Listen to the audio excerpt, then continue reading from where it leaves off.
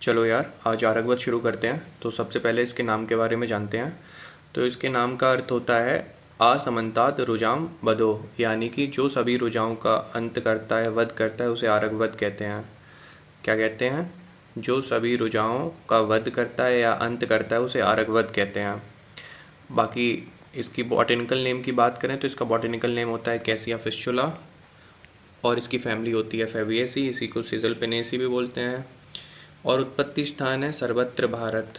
तो यहाँ पे हमें बॉटेनिकल नेम आना चाहिए, फैमिली आनी चाहिए। उत्पत्ति स्थान उतना इम्पोर्टेंट नहीं है, क्योंकि उत्पत्ति स्थान अगर एमसीक्यू में पूछता है तो जो एक्सेप्शंस होते हैं, लाइक जिनका एक विशेष उत्पत्ति स्थान होता है, उनके बारे में ज़्यादा पूछता है। बाकी जो सर्वत्र भारत या ऑर्डिनरी प्लांट्स हैं, उनके बारे में ज़्यादा नहीं पूछता है। तो इसका बॉटेनिकल नेम आना चाहिए हमें, और फैमिली पता होनी चाहिए। तो इसका बॉटेनिकल नेम क्या है, मेरे साथ बोलेंगे सभी। Cassia fistula. फैमिली क्या है? फेविएसी, सेसल्पेनेसी या लेगुमिनेसी, एक ही चीज़ है। अब इसके नाम और फैमिली को याद करने का एक तरीका है, अगर हेल्पिंग लगे तो फिर इसको कर लेना, वरना अपने हिसाब से देख लेना कैसे करना है। तो तरीका है आरगवद कैसे फिसला फिर। ये बस एक लाइन याद रख लो, इससे नाम और फैमिली याद हो जाएगी। आरगवद प्लांट का नाम, कैसे फिसला से कैसिया फिस्चुला याद रख लेंगे, और फैमिली क्या है? फेविएसी। तो बस अगर हेल्पफुल लगे तो इसको याद कर लेना, वरना अपने हिसाब से देख लेना, जैसे याद कर पाओ, बस याद होना चाहिए, हमें लिखना आना चाहिए। उत्पत्ति स्थान इसका सर्वत्र भारत, उतना इम्पोर्टेंट नहीं है। भाव प्रकाश ने इसके दो प्रकार भी बताए हैं, आरगवद और कर्णिकार, नॉट दैट मच इम्पॉर्टेंट। रासायनिक संगठन की बात करें तो एंथ्राक्योनन, जो कि विरेचन कराता है। अभी आगे हम देखेंगे कि आचार्य चरक ने इसका अग्रय बताया है, चतुरंगुलो मृदु विरेचना नाम। आचार्य चरक अग्रय कितने बताते हैं? आचार्य चरक 152 अग्रय बताते हैं। कहाँ बताते हैं? चरक सूत्र 25 में। ये मैं हर लेक्चर में रिपीट करता हूँ ताकि याद हो जाए, क्योंकि बहुत इंपॉर्टेंट है, रेफरेंसेस आते हैं, पूछते हैं, तो हमें ये पता होना चाहिए। आचार्य चरक वहाँ पे 3 प्रकार के विरेचन बताते हैं। एक तो होता है मृदु विरेचन, एक होता है सुख विरेचन, एक होता है तीक्ष्ण विरेचन। तीनों के अलग अलग द्रव्य बताते हैं। मृदु विरेचन के लिए बताते हैं चतुरंगुलो मृदु विरेचना नाम। सुख विरेचन के लिए बताते हैं त्रिवृत, और स्नूही क्षीर बताते हैं तीक्ष्ण विरेचन के लिए। तो हमें वो पता होना चाहिए, हमेशा काम आएगा कहीं ना कहीं। तो चतुरंगुलो मृदु विरेचना नाम, ये आरगवद का अग्रय भी है, और इससे हमें एक उसका पर्याय भी याद हो जाता है।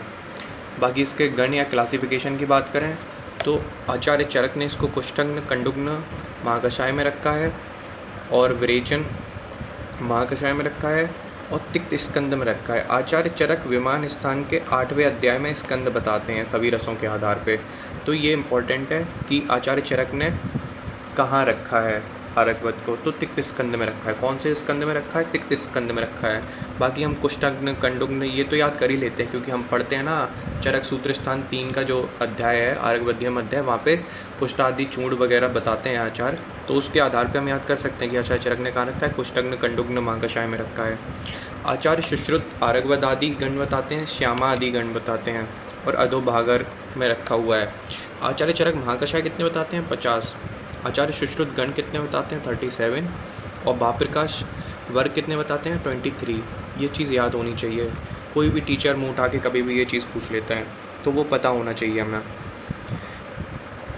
बाकी हरित आदि वर्ग में आचार्य भाव प्रकाश ने रखा है। श्यामा आदि जो होता है, श्यामा बोलते हैं त्रिवृत को, और हमें पता है त्रिवृत जो होता है श्रेष्ठ विरेचन द्रव्य है। तो जितने भी इस वर्ग में या इस गण में आचार्य सुश्रुत ने द्रव्य रखे हैं, वो सभी कहीं ना कहीं विरेचन वाले ही हैं। तो हम उस तरीके से भी उसको याद रख सकते हैं कि आचार्य सुश्रुत ने इसको कहाँ क्लासीफाई किया है। बाकी चरक का हमें याद रखना ही है। सुश्रुत का एक ये तरीका मिल गया, बाकी इसके नाम पे ये गण बना रखा है आचार्य सुश्रुत ने, तो ये हो जाएगा। पर्याय इसके इंपॉर्टेंट है, और बहुत सारे पर्याय हैं, क्योंकि एक इम्पॉर्टेंट द्रव्य है, इसके बहुत सारे पर्याय भी हैं, जिसमें से सबसे इम्पॉर्टेंट है चतुरंगुल। ये इम्पॉर्टेंट है क्योंकि इसके नाम पे आचार्य चरक ने अग्रय भी बताया है, और कई सारी जगहों पे ये पर्याय आपको देखने को मिल जाएगा। बाकी चतुरंगुल क्यों बोलते हैं इसको?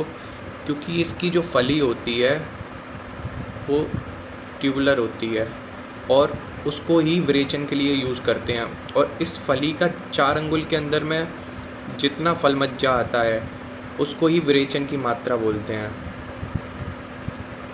तो बताया ना कि फली के 4 अंगुल प्रमाण में रहने वाले मज्जा आरगवत के विरेचन की मात्रा होती है, ये हमें पता होना चाहिए। फिर इसको राजवृक्ष बोलते हैं क्योंकि ये सुंदर वृक्ष होता है। कृतमाल बोलते हैं पुष्पों की माला धारण करने वाला। पुष्पों की माला धारण करने वाला से मतलब कि इस पर बहुत ज़्यादा पुष्प आते हैं। अगर दूर से देखोगे तो लगा होता है कि अपने उन पुष्पों को खुद को कवर किए हुए है, पूरा माला धारण किए हुए है। दीर्घ फल बोलते हैं क्योंकि इसकी फली लंबी होती है, जैसे मैंने बताया था अभी, बहुत लंबी फली होती है इसकी। शंपाक बोलते हैं क्योंकि ये कल्याणकारी फल देने वाला होता है।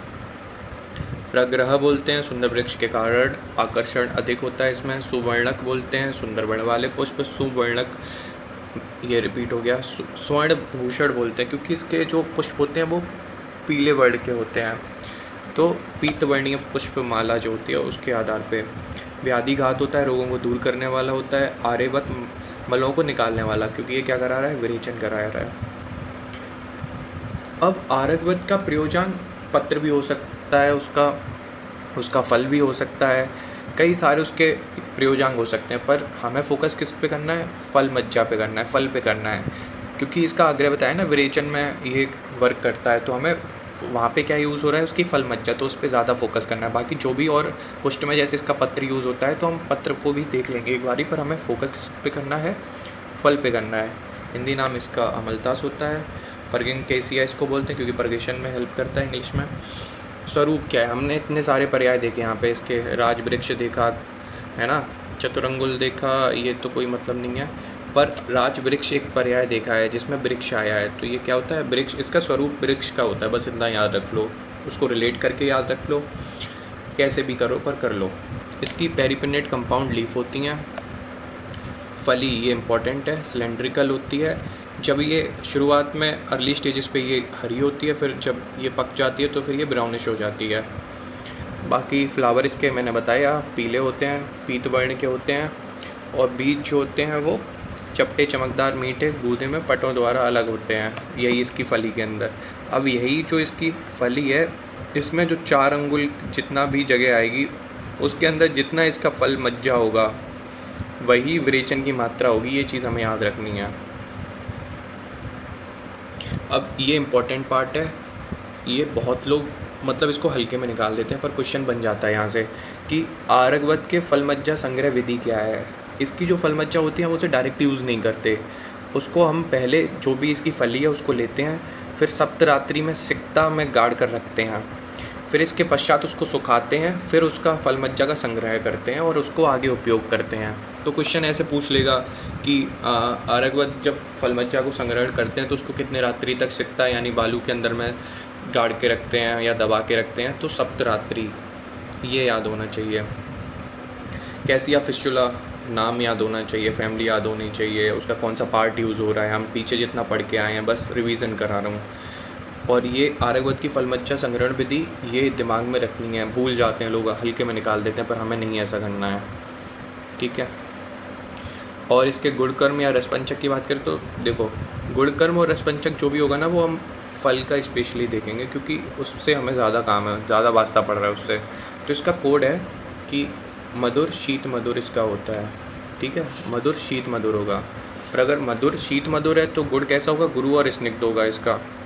तो इससे हमें ये कर लेना है कि रस क्या होता है, मधुर होता है, वीर शीत है, विपाक मधुर है, गुड़ क्या है, गुरु और स्निग्ध है।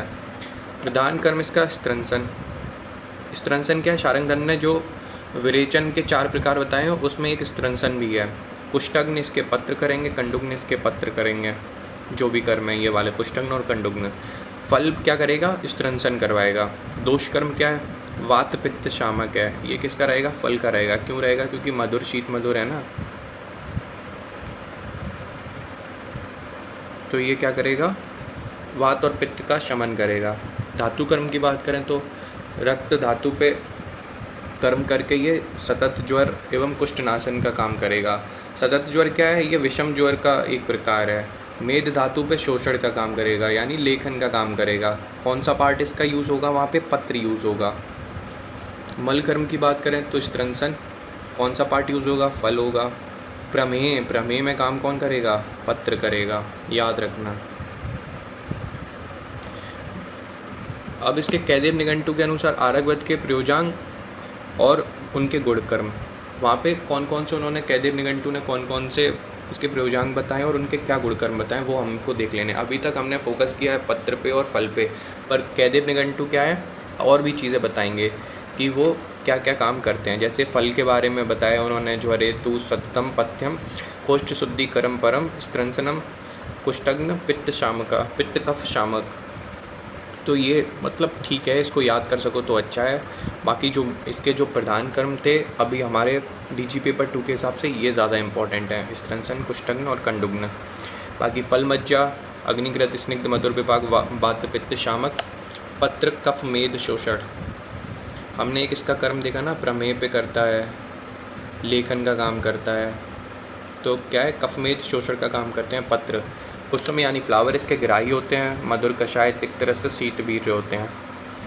आमयिक प्रयोग देखें इसका, तो आमयिक प्रयोग कुष्ठ, वहाँ पे हमने देखा था ना कि चरक सूत्र 3 में आरगवद्य अध्याय में क्या क्या कुष्ठ आदि चूर्ण और कुष्ठ आदि लेप बताते। तो कुष्ठ में कैसे उपयोग करते हैं इसका, कि आरगवद काकमाची और करवीर के पत्र को तक्र में पीस कर लेप करते हैं। ये चरक सूत्र 3 का रेफरेंस है। बाकी हरिद्रा में राजवृक्ष देखो पर्याय यूज़ हुआ है यहाँ पे। ये पर्याय राजवृक्ष कृतमाल ये सब किसके पर्याय थे? आरगवद के पर्याय थे। ठीक है। फिर 4 से 12 वर्ष के बालक में दाह और उदावर्त अगर समस्या है तो वहाँ पे आरगवद फल मज्जा का द्राक्षा रस के साथ सेवन कराना है। कल्पस्थान के 8वें अध्याय में आचार्य ने बताया है। कल्पस्थान का 8वां अध्याय पूरा डेडिकेट है इसको, आरगवद को।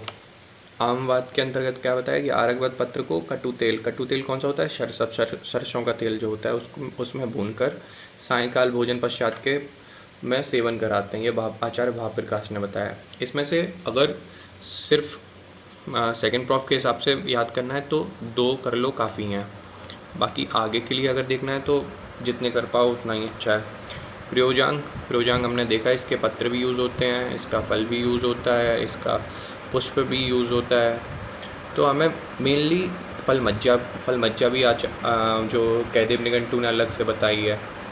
तो हमें इसके प्रयोजांग जो है वो सारे लगभग लिख देने कि फल मज्जा है, पत्र है, पुष्प है, मूल है, ये सब।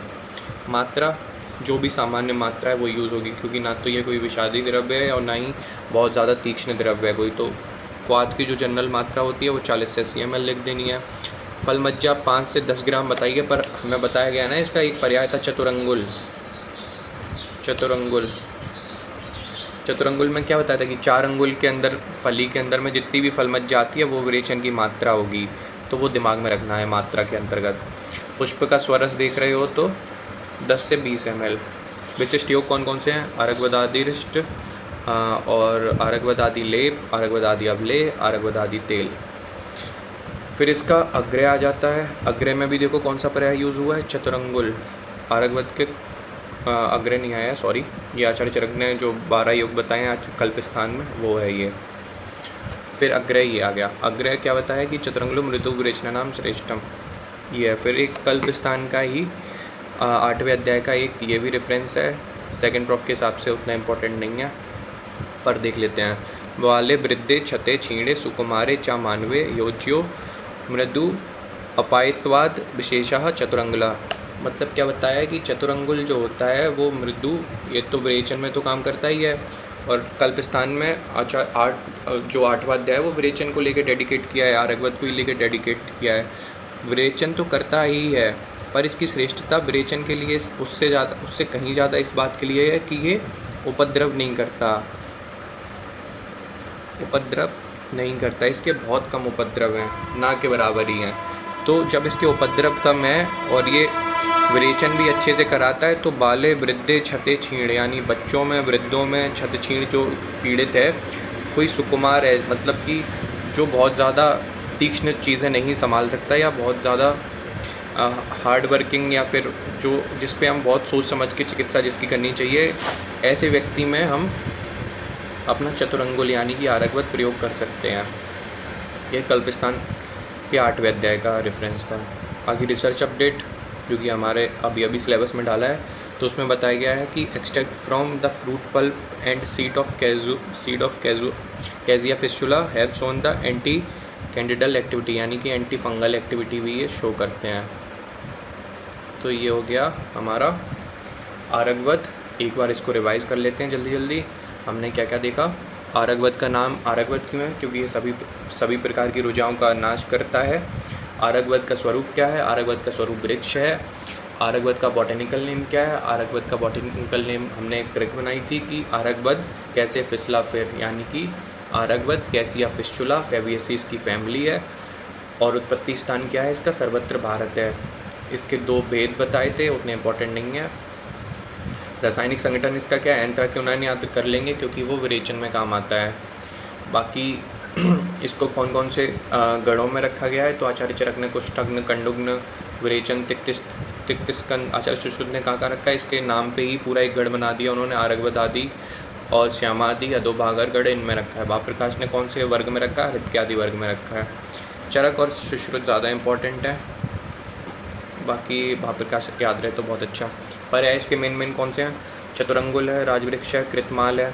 चतुरंगुल हम देख चुके हैं कितने बार यूज़ हुआ है, आगे भी देख चुके हैं। इसके ऊपर अग्रह भी बताया आचार्य ने।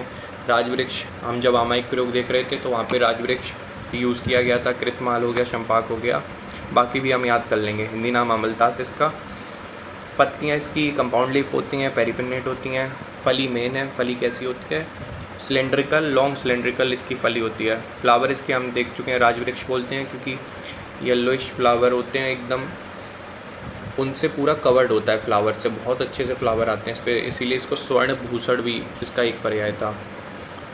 बाकी आरगवद की फलमज्जा की संग्रह विधि क्या है कि फलमज्जा लेंगे, उसको 7 रात्रि तक सिक्ता यानी बालू के अंदर गाड़ के रख देंगे, फिर उसको 7 दिन बाद निकाल करके उसको धूप दिखा के सुखा देंगे, फिर उसका हम फलमज्जा का संग्रह करेंगे। गुणकर्म फल का 111 मैंने कोड बताया था, उससे याद रख लेंगे। और ये क्या होगा, गुरु और स्निग्ध होगा और बात और पित्त का शमन करेगा। प्रधान कर्म स्त्रंसन, कुष्ठग्न, कंडुग्न, इसको स्त्रंसन वगैरह को याद करने की ट्रिक भी बता दी थी क्योंकि ये अग्रह सीधा सीधा दिया हुआ है कि विरेचन में। चतुरंगुलु मृदु विरेचना नाम सीधा याद रख लेंगे। बाकी सतत, ज्वर, शोषण, ये सब बात की बात है। कैदेव निघंटू ने अलग अलग इसके जो अंग हैं उनके बारे में, उनका कैसे प्रयोग करते हैं वो बताया हुआ है। उसमें भी इम्पोर्टेंट क्या है, फल जो है वो और फलमज्जा जो है वो ज़्यादा इम्पोर्टेंट है। पत्र का हम देखते ही हैं बहुत ज़्यादा उपयोग है, कफमेद, शोषण यानी कि प्रमेह वगैरह में इसका यूज़ करते हैं। हम एक प्रयोग हमने देख लिया कि कुष्ठ में कैसे देते हैं। आरगवद, काकमाची और करवीर के पत्रों को तक्र में पीसकर लेप करते हैं। हरिद्रा में राजवृक्ष कषाय, राजवृक्ष जिसका पर्याय है आरगवद का पर्याय है। बार बार यार इसलिए बोल रहा हूँ ताकि यहीं याद हो जाए, ज़्यादा मेहनत ना करनी पड़े, इसीलिए रिवीजन करा रहा हूँ। प्रयोजांग क्या है इसका, फलमज्जा, पत्र, पुष्प, मूल। प्रयोजांग हमने देखा था, कैदेव निघंटू ने सारे बताए थे। मात्रा इसकी सामान्य मात्रा रहेगी, बस फलमज्जा का याद रखना है कि चतुरंगुल जो है वो बोला गया है इसको। विशिष्ट योग में आर्गवदादि रिष्ट, आर्गवदादि लेप, आर्गवदादि अबले, आर्गवदादि तेल। और इसके कुल विरेचन योग कितने बताए हैं आचार्य ने कल्पस्थान के 8वें अध्याय में, आरगवद के तो 12 बताए हैं। ये इतना इंपॉर्टेंट अभी सेकंड प्रॉफ के लिए नहीं है, आगे के लिए अगर याद करना चाहो तो इसको याद कर सकते हो। अग्रता इसकी इंपॉर्टेंट है, अग्रता किसी भी द्रव की हो वो हमेशा इंपॉर्टेंट ही होती है। तो चतुरंगुलो मृदु विरेचना नाम याद रखना, डायरेक्ट वहाँ पे आर्गवद नहीं बोला है, चतुरंगुल बोला है, पर्याय यूज़ किया उसका, तो ये दिमाग में रखना है। बाकी हमने चरक के कल्पस्थान का एक वो भी देखा, रेफरेंस भी देखा आर्गवद को लेके कि क्यों यूज़ करते हैं, क्योंकि इसके उपद्रव यानी जो भी ये उपद्रव है वो बहुत ही कम करता है, उपद्रव करता ही नहीं है और विरेचन करने में श्रेष्ठ माना गया, one of the best drug है, तो हम इसको यूज़ कर सकते हैं। रिसर्च अपडेट में देखा हमने कि ये एंटी कैंडिडल एक्टिविटी शो करता है, कौन कौन, एक्सट्रैक्ट ऑफ इसके फ्रूट के पल्प के और सीड्स के। तो बस आर्गवद इतना ही था, बाय बाय।